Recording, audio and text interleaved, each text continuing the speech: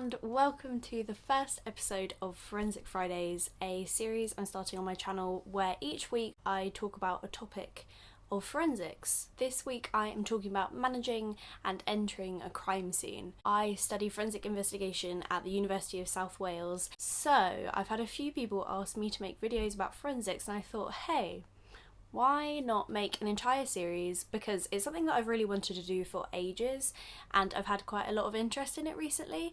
So here is the first episode and I hope you enjoy it. So as I said, I am going to be talking about entering a crime scene or managing a crime scene. So obviously when a crime is committed, there is a scene of the crime, whether that be a car, a house, a field.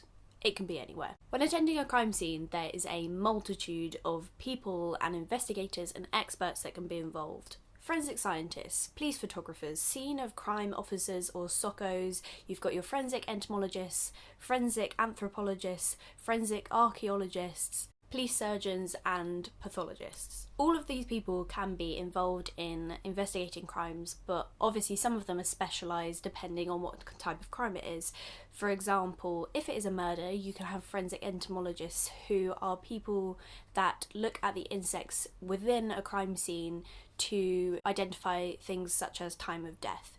Or if you are doing an excavation of human remains, you would have a forensic archaeologist or a forensic anthropologist there to identify human bones. If you had an arson, you would have fire investigation specialist or even bomb disposal. If there has been apparent death at a crime scene, a pathologist must be called, as a pathologist is the only person who can determine death. So when a crime scene is discovered, you have a crime scene coordinator who manages your crime scene manager and the crime scene, but they are also responsible for calling in all of the specialists and officers that are required to deal with the crime scene. This management structure is important for reasons of cross-contamination. So above your crime scene coordinator, you have a scientific support manager who is in charge of minimising opportunities for cross-contamination within scenes. So they will speak to your crime scene coordinator and your crime scene manager to ensure that, for example, a scenes of crime officer will not attend two different scenes that are involved with the same crime. So, for example, say somebody was murdered at one house and then was driven by the perpetrator to somewhere else to dump the body. That scenes of crime officer will not attend the house as well as the lake in which the body's been dumped in. So say the house has two people living in it and a scene of crime officer takes DNA from that house and then is allowed to go to the other crime scene, the lake where the body's being dumped.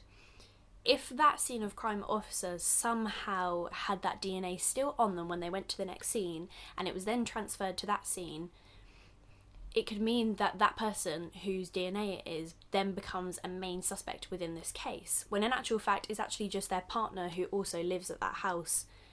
Therefore their DNA is still going to be there and they're completely innocent. Which is why the scientific support manager and the lack of cross-contamination is so important within crime scenes. So the first three main things that should happen when you arrive on a crime scene are PPS. So you have preservation of life, which is the most important priority of anybody arriving at a crime scene, preservation of the scene, and securing evidence. So as I said, preserving life is the first priority of any first officer attending a crime scene or an FOA. If, say, the perpetrator is still at the scene and they could either be arrested or ID'd, however, there's a victim who needs first aid or any help at all, they are the priority. It doesn't matter if you lose any opportunity to find who the perpetrator is. The second thing is the preservation of the scene. Their duty is to assess the scene and ascertain whether there are any victims, suspects, eyewitnesses. If there are eyewitnesses, they need to be kept apart so that they can't discuss things and then their memories get distorted by other information.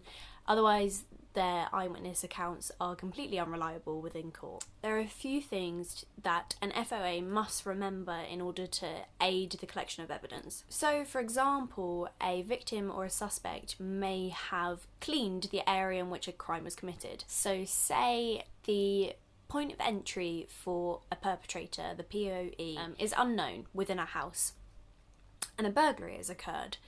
that perpetrator may have climbed in through the window and then onto a worktop and then down onto the floor, leaving footprints on the worktop. But a victim who has come home to a messy house might not have known that a burglary has happened. They may have thought it was their children or somebody else living in the house. So they clean that side, later finding out that a burglary has occurred. With that example, an FOA must go into the scene and ascertain whether anything like that has happened, whether they've cleaned the sides or maybe tidied away things that a perpetrator may have knocked over or moved. As I mentioned, the point of entry of the perpetrator is also a POV and the exit is an egress. When an FOA is moving through a crime scene, they must take into consideration the fact that the POV may hold a lot of really important evidence. For example, there could be fingerprints on door handles and light switches and objects that the perpetrator has had to move out of their way. But also, the first person to attend a scene must look out for transient evidence, whether there's a specific smell or whether there's any appliances on, whether there's cooked food on the table